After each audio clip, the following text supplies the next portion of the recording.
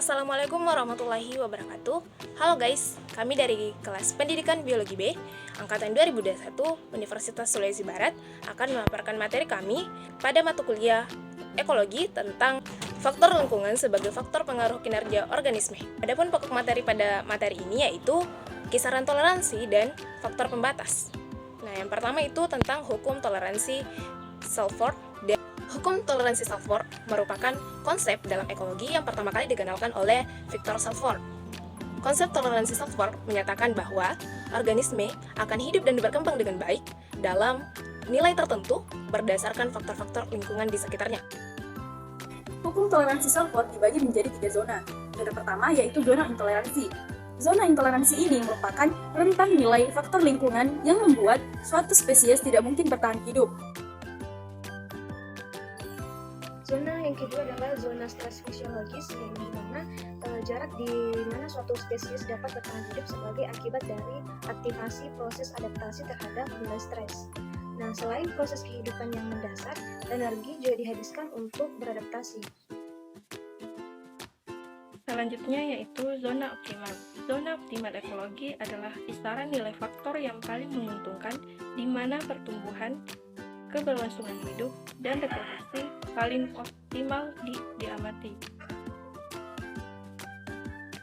Hukum minimum Lebig menyatakan bahwa pertumbuhan tidak hanya dikendalikan oleh sumber daya yang tersedia, tetapi dikendalikan oleh sumber daya yang paling sedikit atau faktor pembatas. Nah, hukum minimum Lebig ini digambarkan dengan tong air yang terbuat dari kayu. Permukaan tong yang paling rendah akan mengakibatkan air akan meluap keluar. Faktor pembatas yang pertama yaitu faktor pembatas fisik. Faktor pembatas fisik adalah unsur atau kondisi di mana lingkungan fisik yang membatasi atau mempengaruhi aktivitas, pertumbuhan, dan perkembangan organisme suatu sistem. Adapun contoh pada faktor pembatas fisik yang pertama yaitu radiasi cahaya. Radiasi cahaya mempunyai dua fungsi yang saling berlawanan di satu pihak radiasi cahaya matahari. Yang kedua yaitu temperatur. Pada temperatur, beberapa organisme dapat hidup pada temperatur yang rendah sekali.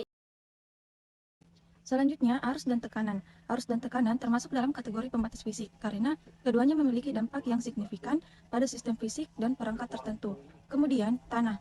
Tanah termasuk dalam kategori pembatas fisik, karena memiliki beberapa fungsi dan peran penting dalam berbagai konteks. Dapat juga ketinggian tempat dan api. Ketinggian tempat ini suatu tempat diukur mulai dari permukaan air laut semakin tinggi suatu tempat keragaman gas-gas udara semakin rendah sehingga suhu udara semakin rendah. Kemudian yang kedua yaitu faktor pembatas kimiawi. Faktor pembatas kimiawi ini termasuk dalam komponen abiotik yang berbeda dengan komponen biotik yang melibatkan organisme lain dalam lingkungan tersebut. Baik, saya akan melanjutkan materinya yaitu pembatas kimiawi yang dimana ada air atau hujan dan kelembaban. Contoh selanjutnya dari pembatas kimiawi yaitu penguapan dan gas-gas atmosfer. Penguapan termasuk dalam kategori pembatas kimiawi karena proses penguapan melibatkan fase zat cair menjadi gas. Sedangkan gas-gas atmosfer termasuk dalam kategori pembatas kimiawi karena komponen alami dari atmosfer bumi yang terlibat dalam berbagai proses alam. Faktor pembatas biologis adalah faktor-faktor dalam lingkungan yang membatasi pertumbuhan, reproduksi, atau kelangsungan hidup suatu organisme. Contohnya meliputi persaingan dengan organisme lain, ketersediaan sumber daya seperti makanan dan tempat berlindung. Adapun contoh faktor pembatas biologis yaitu yang pertama oksigen, yang kedua suhu, yang ketiga kehadiran tanaman fotosintesis.